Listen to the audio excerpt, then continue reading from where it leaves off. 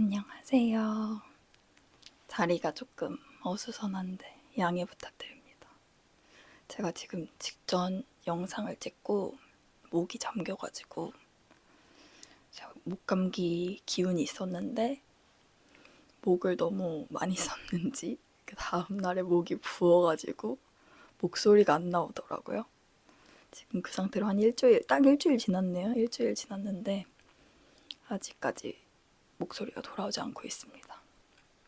막 많이 아프거나 한 건 아닌데 목소리가 잘 안 나오네요. 목이 부어가지고. 아무튼 그래서 크게 이야기는 못하고 조금 작게 속삭이듯이 얘기 좀 해보도록 하겠습니다. 4월에도 일이 되게 많았어요. 3월이 지나가서 좀 안정기에 접어들지 않을까 했는데 이상하게 4월이 되니까 공문이 더 많이 오고 해야 될 일들이 막 넘쳐나고 그러더라고요. 그래서 업무하느라고 너무 바쁘고 출장도 막 많이 나가고 그러다 보니까 컴퓨터를 수리를 진작에 했거든요. 근데 계속 업로드를 못했던 게 너무 바쁜데다가 제가 컨디션도 이렇잖아요. 원래 잔병 치레가 좀 잦은 스타일이거든요. 그러다 보니까 도저히 못하겠는 거예요. 그래가지고 웬만하면 저도 약간 욕심 있는 성격이니까 숙제하는 마음으로 막 열심히 했을 텐데 그게 잘 안 됐어요. 오죽하면은 제가 그 홍삼 스틱 아세요? 매일 먹는 하루에 한 포씩 먹는 스틱 있잖아요. 편의점에서 파는 거 그거를 사가지고 아침마다 먹을 정도로 지금 기력이 너무 딸려서 주위에 한약 먹는 선생님들이 실제로 계시거든요. 그런 분들한테 한약 먹으면 좀 괜찮냐고 물어보기도 하고 아무튼 저도 나이를 먹어가나 봐요. 20대 때는 아무리 힘들어도 진짜 코로나 시기에 엄청 정신없고 바쁘고 힘들어도 그냥 피곤하다 이런 느낌이었지 이런 식으로 병이 걸리진 않았거든요. 근데 예전 같지가 않다. 내가 20대가 아니구나 싶은 생각이 듭니다. 그러다 보니까 뭔가 막 이렇게 희망찬 이야기를 하기보다는 왜 나는 잘 안 바뀔까? 사람이 바뀐다는 게 참 쉬운 일이 아니구나. 그러니까 내가 무슨 문제인지를 알겠는데 그래도 계속 제자리 걸음인 느낌인 거예요. 그냥 열심히 제자리 걸음을 걷는 것 같은 느낌이 드는 거예요. 그래서 내가 20살 때 했던 고민을 30살 때까지 가지고 있고 그리고 이거를 계속 평생 가지고 갈 것 같은 그런 느낌이 들어서 선생님한테 좀 어떻게 해야 되나 그런 저의 불안을 많이 말씀을 드렸어요. 일단 첫 시작은 어떻게 지냈냐고 물어보셔가지고 제가 그때 이제 마스크를 쓰고 있었거든요. 좀 많이 쉬었다. 근데 희한하게 몸이 아프니까 마음이 편하더라 이런 말씀을 드렸거든요. 그 이유가 뭔가 내가 아프니까 좀 다른 사람들이 봐줄 것 같은 생각이 드는 거예요. 제가 막 힘들어 보이고 뭔가 힘없어 보이고 애써 웃지 않아도 될 것 같은 그런 생각이 들더라고요. 그래서 좀 마음이 편했다. 그리고 저도 아프니까 저에 집중하게 되지 일에 별로 신경을 못 쓰게 되더라고요. 열심히 하고 싶어도 내가 죽겠으니까 아침, 점심, 저녁 나 약 먹을 생각이나 하지 열심히 일을 할 생각이 안 들어서 그냥 아이들이 들어와도 평소에는 되게 막 열심히 좀 적극적으로 막 얘기도 하고 신경도 써주고 오히려 그렇게 하기 때문에 아이들한테 뭐 실망할 때도 더 막 화가 나는 거고 그런 거잖아요. 내가 열심히 하니까 그만큼 뭔가 보상 심리가 있어서. 근데 그게 아니라 아프니까 힘을 좀 빼게 되면서 사람이 좀 이렇게 착 가라앉게 되더라고요. 그래서 말투도 되게 조곤조곤하게 되고 그리고 사실 그렇게 하면서도 내가 좀 기운 없이 말하나? 아픈 거 핑계로 애들한테 약간 너무 대충대충 하는 게 아닐까? 약간 이런 생각이 들었는데 왜냐면 좀 사무적으로 대하게 되니까 근데 아이들은 오히려 그냥 별로 다를 것 없이 대하는 걸 보고 아, 내가 너무 지금까지 애쓰면서 살았구나. 그런 생각이 들더라고요. 그래서 선생님께서는 지난번에 아팠을 때, 직전에도 제가 목감기 때문에 아팠었거든요. 그때는 막 헬스도 원래 시간표 맞춰서 열심히 하고 막 열심히 하려고 했었는데 이번에는 좀 아닌 것 같다. 그래서 왜 그러냐고 물어보시길래 일단 일이 너무 바빴다. 그리고 어떻게 하다 보니까 뭔가 추가 업무들을 더 맡게 되는 거예요. 예를 들어서 우리 옛날에 교생 실습이라고 하는 거 있잖아요. 교육 실습생을 대학생에서 나오면 저희가 교육도 하고 같이 현장 이렇게 돌면서 알려주는 그런 교육 실습을 받을 수 있게 그 교육 실습 중점 학교라고 하거든요. 그 학교를 제가 신청을 해가지고 이번에 교생 선생님들이 우리 학교 오게 되셨고, 그리고 또 해외 연수를 가게 됐어요. 미국에. 이제 신청서를 작성을 해야 되는데 아무래도 해외 연수다 보니까 조금 타이트하게 제출해야 되는 서류들이 좀 많고 복잡했거든요. 근데 또 제가 그 교사 연수회라고 해가지고 보건교사들끼리 이렇게 모여서 아이들에게 예방 교육을 해야 되잖아요. 뭐 우리 교사 연수회는 마약 예방 교육 연수회거든요.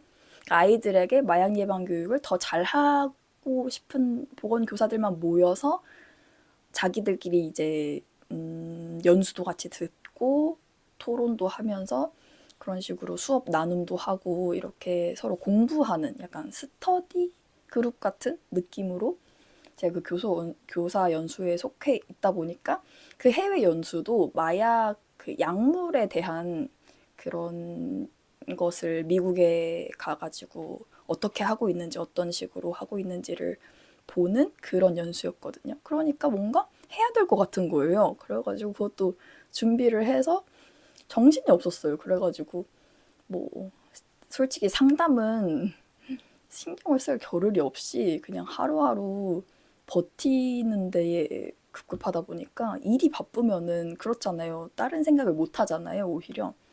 그래서 그렇게 시간이 훅 지나가 버렸다고 말씀을 드렸거든요. 근데 아까도 말씀드렸지만 뭔가 의도치 않게 자꾸 일을 한다고 했잖아요. 그게 제가 막 승진 욕심이 있다거나 그런 사람이 아니거든요. 그냥 다만 공부하는 걸 되게 좋아하고 그래서 뭔가 사실 연수회 같은 것도 별로 안 좋아하고 저는 차라리 혼자 대학원에 가서 공부하는 거를 더 좋아하는 타입이지 다른 사람들하고 막 같이 얘기 나누는 걸 별로 좋아하는 성격이 아니어가지고 아무튼 대학원을 가겠다는 것도 그냥 순수하게 공부를 위해서 저의 어떤 자기 성장을 위해서 이렇게 자기 개발을 위한 용도로 이제 가고자 했던 거였는데 이제 교사 연수회든 아니면 뭐 해외 연수를 지원하는 선생님들이든 아니면 이번에 교육 실습 중점 학교처럼 그런 사업을 하겠다고 하는 선생님이든 다 목적이 이제 승진을 위한 것처럼 보이거든요. 제 눈엔 보였거든요.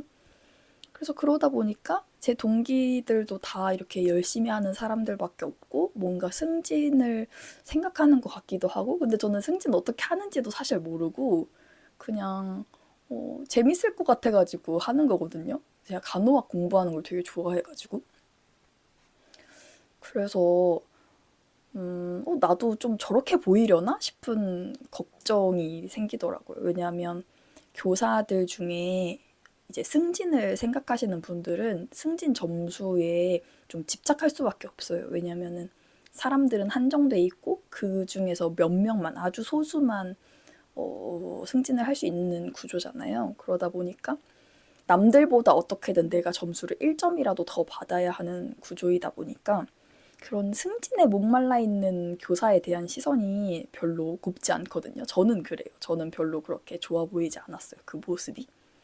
그래서 저도 그렇게 보일까봐 좀 걱정이 되기는 한다 이런 말씀을 드렸더니 그럼 선생님은 안 그러시면 되잖아요. 선생님이 뭔가 그렇게 남을 헐뜯으면서 남을 이렇게 밟고 올라서면서 승진하지 않는 1호가 되세요. 이렇게 말씀을 하시더라고요. 그래서 약간 벙 쪘어요. 지금 무슨 말을 하는 거지? 어떻게 저런 생각을 할 수 있지? 라는 생각이 들 정도로 뭔가 내가 지금까지 했던 고민들이 다 아무것도 아닌 게 돼버리는 일단 그런 경험을 했었고, 근데 사실 이거는 별로 중요한 건 아니었는데 제가 앞에 이렇게 저 열심히 일하고 있어요 라는 말을 했던 이유가 뭐였냐면, 최근에 교무실에 보건실에 대한 민원 전화가 왔었거든요. 학부모 민원 전화가. 근데 사실 진짜 별거 아니었고 잘 해결이 되기는 했었는데, 그때 당시에, 그러니까 제가 직접 전화를 받은 게 아니라 그 교무실에 있는 실무자 선생님이 계시거든요. 그 교무실 업무를 봐주시는. 근데 그 선생님께서 전화를 이제 통화를 하시고 저한테 전달을 해주신 거예요. 이런 얘기를 들었다. 알고 계셔야 될 것 같아서 말씀드린다. 그렇게 얘기를 해주시는데 저는 너무 화가 나고 억울했던 거죠. 왜냐면은 내가 뭔가 책 잡힐 일을 했다면 이렇게 좀 움츠러드는 그런 거라도 있었을 텐데, 저는 떳떳했으니까, 그리고 떳떳하고자 막 열심히 일을 하는 사람이었다 보니까 그게 너무 화가 나는 거예요. 별것도 아니었는데 사실은. 그래가지고 수업 중에 6교시였거든요. 6교시인가 5교시였는데 전화를 해가지고, 왜냐면 하교하면 안 되니까 6교시였던 것 같아요. 6교시에 전화를 해가지고 선생님 수업 중에 정말 죄송한데 누구누구 학생 좀 보건실로 보내주세요 라고 했고, 그리고 다행히 선생님도 이제 잘 이해해 주시는 분이셨어요. 왜냐면 수업 중에 불러내는 게 좀 되게 예의 없는 행동이잖아요. 담임 선생님이 반에서 수업을 하고 계신데 아이를 내려보내라고. 사실 전화한 것도 좀 예의 없는 행동이기는 했는데 잘 이해해 주셔가지고 학생을 내려보내주셨고, 그래서 오해를 풀었어요. 결국에는 그 학생한테 화가 난 게 아니라 저는 그 학생 부모님한테 화가 난 거였는데, 어쨌든 그 학생도 속상한 게 있으니까 자기 부모님한테 이런저런 이야기를 했을 거 아니에요. 그래가지고 선생님이 말을 한 건 그런 의미가 아니었다. 선생님은 이런 의도로 무슨 말을 한 거야. 너 걱정돼서 이렇게 얘기를 한 거야. 이런 식으로 잘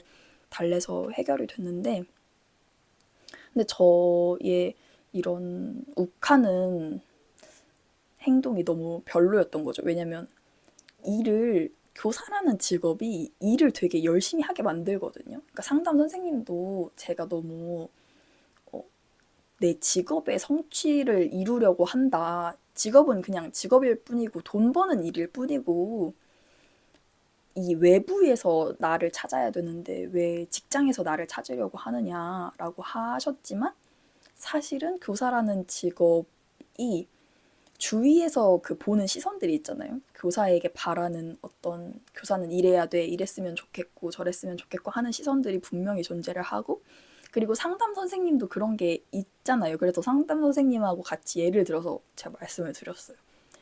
자꾸 그 주위의 시선이 나를 열심히 일을 하게 만든다.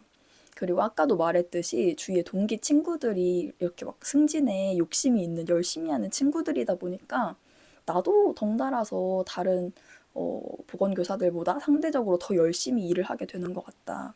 근데 그러다 보니까 누가 나에게 조금만 지적을 해도 그게 이제 화가 난다고 해야 되나? 억울하다고 해야 되나? 그런 마음이 올라오는 것 같다.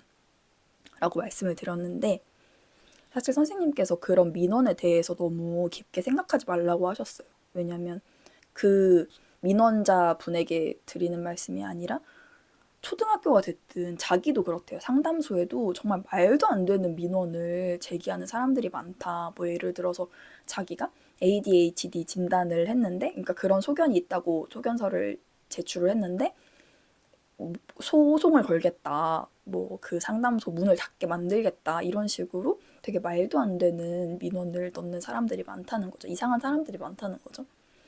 그래서 그런 거 하나하나에 다 의미를 부여하지 말고, 그러니까 선생님이 잘했어도 그런 민원은 들어올 수 있다. 그렇기 때문에 빨리 털어버리는 연습을 해야 된다라고 이야기를 하셨었는데, 사실 그게 쉽지 않죠. 그래서 선생님께서도 근데 그렇기는 한데 이렇게 다혈질적인 갑자기 욱하는 성격에 대해서는 우리가 좀 짚고 넘어가야 될 것 같긴 하다라고 이야기를 하셨거든요.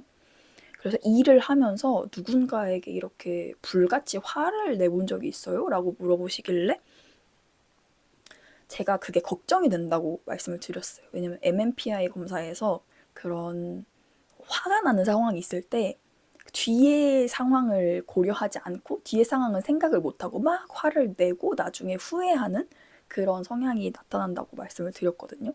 그래서 걱정이 됐던 게 아이들은 화가 나지 않거든요. 아이들에게는 화가 나지 않는데 그런 식으로 나보다 뭔가 힘이 더 있는 관리자 같은, 관리자라 하면 이제 교장 선생님, 교감 선생님 이런 분들을 학교의 관리자라고 하는 거거든요. 그런 분들이 뭔가 나에게 불합리한 요구를 했을 때 그거를 못 참는 성격이다. 할 말을 꼭 해야 되는 성격이다. 그러니까 할 말을 하고서 후회를 할지언정 그래도 할 말을 해야 되는 성격이다. 라고 말씀을 드렸더니 그러면은 혹시라도 그렇게 불같이 화를 내서 문제가 됐었던 적이 있네요. 그래서 제가 생각을 해봤거든요. 불같이까지는 아니어도 내가 최근은 아니더라도 언제 화를 냈었지? 하고 생각을 해봤는데 제가 화를 내는 성격이 아니더라고요. 그래서 그러니까 속 안에 화는 많아요. 근데 그 화를 표출해내는 사람이 아닌 거죠. 그래서 제가 그렇게 화를 내는 사람은 아니라고 그랬더니 그럼 선생님께서 그러면 남자친구한테만 화를 냈냐? 라고 하셔가지고 맞는 것 같다. 남자친구한테는 화가 나는데 다른 사람들한테는 화가 안 난다. 그래서 이제 그거를 구분점을 찾으려고 했던 거죠. 왜 남자친구한테는 화가 나고 다른 사람들한테는 화가 안 날까? 그래서 아무래도 남자친구를 좀 많이 의지하고 그리고 애착 대상이기 때문에 그 남자친구 한정으로 제가 그렇게 되는 것 같다라고 이야기를 드렸어요. 또 제가 경계성 성향에 대해서 이전에 말씀을 드렸기 때문에 선생님께서도 이 연애에 대해서 좀 깊게 이야기를 하셨거든요. 그래서 여기서부터는 그냥 계속 좀 연애 이야기를 했어요. 그러면서 남자친구한테 제가 화를 막 냈다고 했잖아요. 불같이 화를. 도대체 뭐 때문에 그렇게 화가 났니에요. 모임 자리 때문에 화가 났니에요. 그래서 제가 이거를 어디부터 설명드려야 되지 생각을 하다가 제가 뭐 때문에 화가 났을까를 그때 또 이제 생각을 해본 거예요. 왜냐면 당시에는 그냥 화가 나니까 내가 무엇 때문에 화가 나는 거지라는 생각을 안 하잖아요. 그냥 화가 나니까 지금. 그래서 지금은 좀 마음이 차분한 상태에서 내가 그때 남자친구한테 왜 화가 났을까를 차분히 생각을 해보니까 남자친구는 제가 생각하는 애정 표현을 잘 안 하는 사람이거든요. 그러니까 저 기준에서 애정 표현, 그러니까 눈에 보이는 애정 표현은 스킨십이에요. 그래서 제가 남자친구한테 안아달라고 하면 남자친구는 그거를 왜 해야 되는지 모르는 사람이었단 말이죠. 그러니까 뭐 잠깐 안아주는 그런 거 말고 계속 이렇게 안고 있어야 되는 게 그러니까 핸드폰도 안 하고 TV도 안 보고 그냥 계속 안고 있어야 되는 게 왜 해야 되는지를 이제 그 사람은 납득을 못했던 거고 그러다 보니까 저는 거절당했다는 생각에 그거를 서운하게 느꼈고 남자친구는 제가 떼쓴다고 생각해서 오히려 더 안 해줬다. 그래가지고 제가 그걸 참다가 화가 터져가지고 폭발하게 됐다. 이렇게 말씀을 드렸거든요. 이제 그렇게 나는 불안한 상태인데 어떻게 보면은 애정 표현을 상대가 안 한다고 저는 이제 생각이 드는 거잖아요. 그래서 남자친구가 애정 표현을 하지 않는 상태에서 자꾸 외부 활동을 더 하려고 하니까 그게 막 많이 불안했던 것 같다. 이렇게 말씀을 드렸는데 그래서 이제 외부 활동을 예를 들어서 모임 자리 같은 거를 그러니까 횟수를 정해놨네요. 언제 얼마만큼 허용해줬네요. 그래서 제가 생각을 해봤는데 또 한 달에 한 번 이것도 웃기잖아요. 모임이라는 게 내가 이렇게 언제 만나야지 하고 만나는 게 아니라 갑자기 생기는 건데 그렇게 정할 수 있는 게 아니잖아요. 그래가지고 횟수로 정하지는 않았고 저는 제가 이제 견디기 힘들었던 건 미리 말해주는 건 괜찮았는데 미리 잡은 약속인 건 괜찮았는데 갑자기 이제 뭐 약속이 생긴다거나 아니면 갑자기 뭐 일정의 변동이 생겨가지고 원래 우리가 만나기로 했는데 약속 때문에 못 만나게 됐다던가 이런 식으로 갑자기 이제 그 일정이 변동이 되는 거를 못 견뎠다. 이렇게 말씀을 드렸어요. 그리고 제가 좀 그런 게 있더라고요. 자기의 생각이 되게 확고하다 보니까 그래도 최소한 이 정도는 해야 되지 않아? 남들도 다 이 정도는 하는 거 아니야? 라고 하는 제 생각이 있다 보니까 그래서 그 스킨십도 제가 스킨십을 너무 좋아하는 사람이라서 서운했던 게 아니라 제가 상대한테 뭘 막 이렇게 많이 요구하는 사람이 아니에요. 오히려 막 퍼줬으면 퍼줬지 뭘 해달라는 사람이 아닌데 내가 정말 해달라는 말 자주 안 하잖아. 근데 내가 해달라고 이야기를 했을 때는 정말 해줬으면 좋겠다. 그거는 최소한의 기준 아니야? 라는 것을 이제 저는 제 마음으로는 그렇게 기준을 삼고 있는 거죠. 상대는 그걸 모르고요. 그러다 보니까 그 사람이 내가 세워놓은 그런 최저선에도 도달하지 못한다고 느꼈을 때 이제 빵 터지는 그런 문제가 있었던 거예요. 아무튼 바로 직전 연애에서는 그런 문제가 있었다고 했었고 선생님께서는 그러면은 그 사람하고만 그랬냐 아니면 이전까지 만났던 다른 연애했던 상대들한테 다 그랬냐라고 물어보시기에 사실 잘 기억이 안 나는 거예요. 저는 왜 그런지 모르겠는데 헤어지면 그냥 기억이 안 나요. 내가 잊어버려야지 하고 사는 게 아니라 그냥 약간 흐릿하다고 해야 되나? 알아서 삭제가 되는 느낌? 그래서 잘 기억이 안 나더라고요. 근데 뭔가 느낌은 남아있잖아요. 그래서 근데 비슷했던 것 같아요. 전 연애를 하면 뭔가 그런 감정 싸움을 막 하는 스타일이고 그리고 그런 사람 있잖아요. 뭔가 싸워야 될 때 좀 참는 사람들 있잖아요. 근데 저는 그걸 못 견디고 아예 다 쏟아내야 되는 그리고 그때 싸우고 풀어버려야 되는 그런 사람이었어가지고 되게 감정 싸움을 많이 했던 것 같다 이런 말씀을 드렸었고 그래서 선생님께서는 제가 이렇게 불안해하는 걸 알다 보니까 그러면 외향적인 사람은 만나면 안 되겠다 이렇게 말씀을 하시는 거예요. 근데 저도 지난번에 상담을 하고 나서 계속 머릿속에 떠올렸던 게 주변에 여자분들한테 결혼하신 분들도 그렇고 안 하신 분들도 그렇고 제가 물어봤어요. 어떤 스타일의 남자를 좋아하냐. 왜냐면은 제가 못 견딘다고 이야기하는 게 있거든요. 보통 우리 막 인스타 같은 거 보면 남편을 큰아들로 표현을 하잖아요. 그래가지고 큰아들 키운다고 아들 키우기 힘들다고 막 그런 이야기를 하면서 되게 남편을 가르쳐야 될 존재? 그리고 잘 뭐라고 해야 되지? 말을 잘 들으면 좋은 남편? 약간 이런 식으로 좀 분위기가 형성이 되어 있더라고요. 근데 오히려 저는 왜 그럴 거면 왜 만나지? 아들을 키워야 돼 내가? 그냥 혼자 살면 되는 거 아니야? 약간 이런 생각이 드는 거예요. 그도 그럴 것이 제가 좀 엄격하잖아요. 스스로 좀 생각하는 평균의 기준이 있고 그리고 그 기준에 도달하지 못하는 사람을 보면 남자로 안 느껴지는 것 같아요. 그래서 이게 왜 그럴까 생각을 해봤거든요. 그랬는데 저희 부모님이 저를 되게 막 이렇게 지적을 한다고 했었잖아요. 어렸을 때부터 되게 많이 지적당하는 사람이었거든요. 그러다 보니까 제가 지적을 하는 것보다 상대가 나를 지적해줬을 때 그 상황을 편안하게 느끼는 것 같아요. 그러니까 나에게 지적해주는 사람이 뭔가 보호자라고 느낀다고 해야 되나? 사실 남자친구가 보호자는 아닌데 뭔가 그런 식으로 그런 사람과 지내려고 하는 것 같더라고요. 그래서 저는 뭔가 제 말을 잘 듣는다? 혹은 막 이렇게 가르쳐야 되는 사람? 그러니까 말을 잘 듣는 사람? 그런 사람을 딱 떠올렸을 때 뭔가 매력을 못 느끼는 것 같아요. 그렇게 말씀을 드렸더니 선생님께서 되게 안타까워 하셨어요. 이게 참 어쩔 수가 없는 거라고. 그러니까 제가 불안해서 그런 거래요. 많이 불안하신가 봐요. 그래서 그런 의지할 만한 사람들을 자꾸 찾는 건데 아마 그러면 앞으로도 계속 그런 좀 뭔가 리드하고 적극적인 사람한테만 이제 호감이 갈 거래요. 마음이 끌릴 거래요.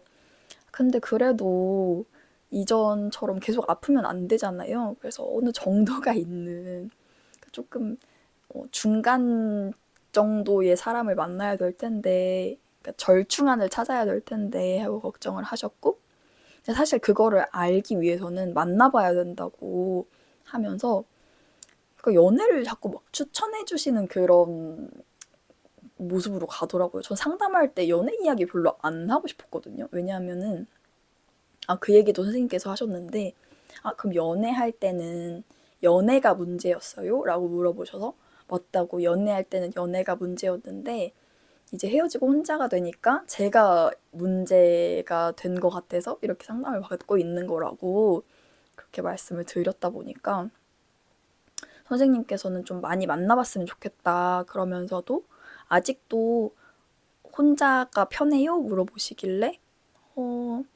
아무래도 둘이 있으면 생각할 것도 많고 겁나기도 하고 하잖아요. 그래서 그런 위협이라고 해야 될까요? 그런 게 없으니까 혼자일 때는.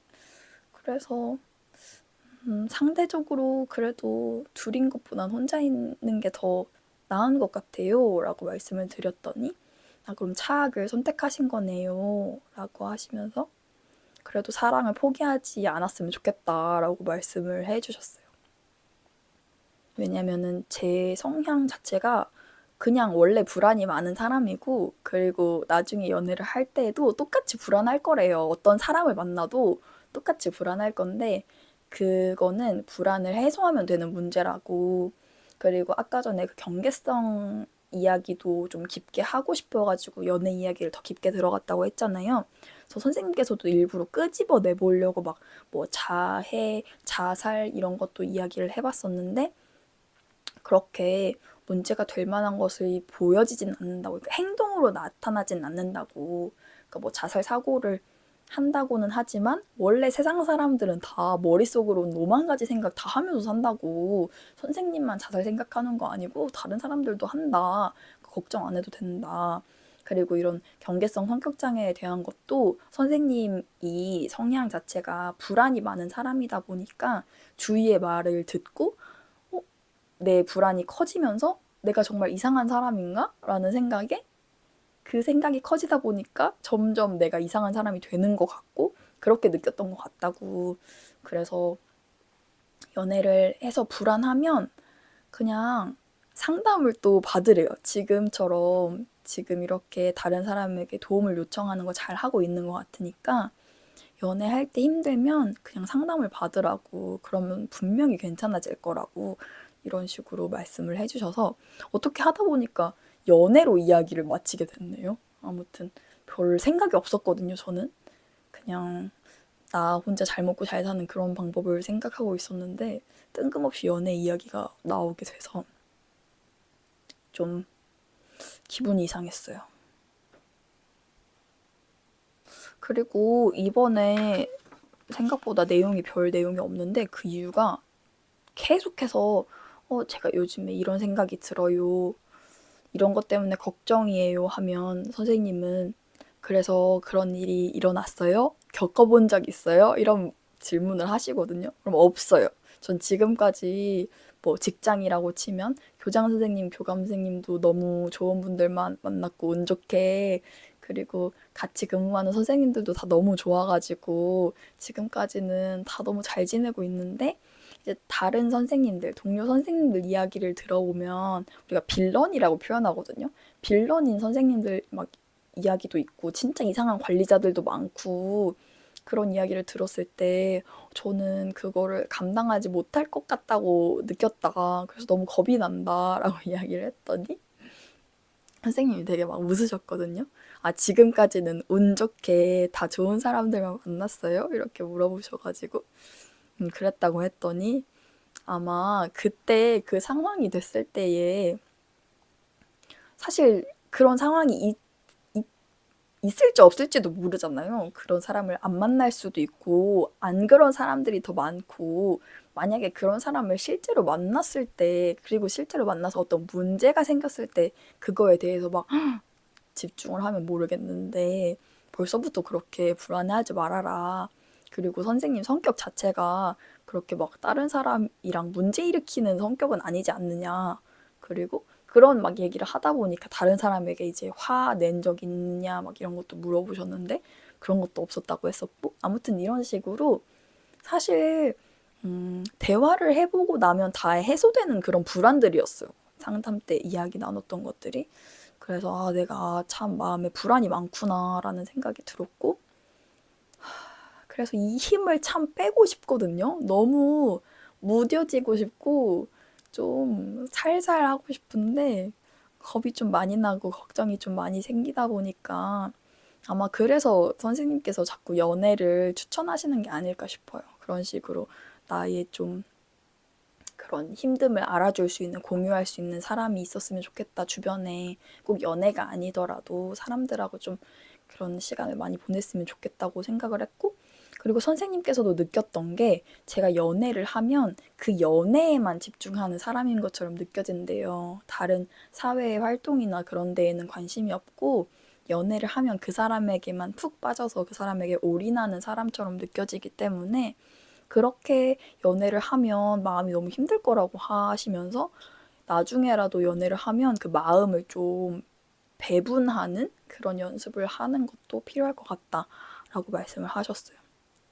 그래서 항상 매사에 너무 열심이고 너무 진심이고 그러다 보니까 그런 것 같아요. 직장도 그렇고 연애도 그렇고 제가 너무 진심으로 막 올인을 하다 보니까 뭔가 제 뜻대로 되지 않았을 때 이렇게 억울하기도 하고 화가 나기도 하고 그런 거겠죠. 아무튼 오늘 되게 횡설수설 그냥 머릿속에 떠오르는 대로 막 이야기를 하다 보니까 정리가 안 되는데 지금 딱 제 상태가 그래요. 정확히 예전에는 제 문제도 잘 안다고 생각을 했고 해결 방안도 잘 안다고 생각을 했거든요. 근데 아직도 뭔가 뒤죽박죽이에요. 그러니까 뭔가 그 학부생 때 대학 다닐 때도 공부를 하면 할수록 더 어려운 거 있죠. 처음 공부 시작했을 때는 되게 쉬웠는데 오히려 나 좀 공부했다 할 때가 되니까 더 복잡해지는 그런 느낌? 오히려 조금 알아서 더 어려워지는 것 같은 그런 느낌이 드네요. 그래도 아직 사회기고 시간이 좀 많이 남았으니까 차분하게 퍼즐을 좀 맞춰가야 될 것 같아요. 지금 아직 자아가 많이 혼란스러워서 어떤 식으로 갈래를 타고 선택과 집중을 해야 될지 생각을 해봐야 될 것 같아요. 제가 지금 사실 상담에 꽂혀야 되는데 상담 말고 여기저기 벌려놓은 게 너무 많다 보니까 제가 최근에는 타로 마스터 1급 자격증을 땄거든요. 그러니까 이게 국가공인 자격증이 아니라 그냥 뭐라고 해야 되지? 공인된 자격증이 아니라 그냥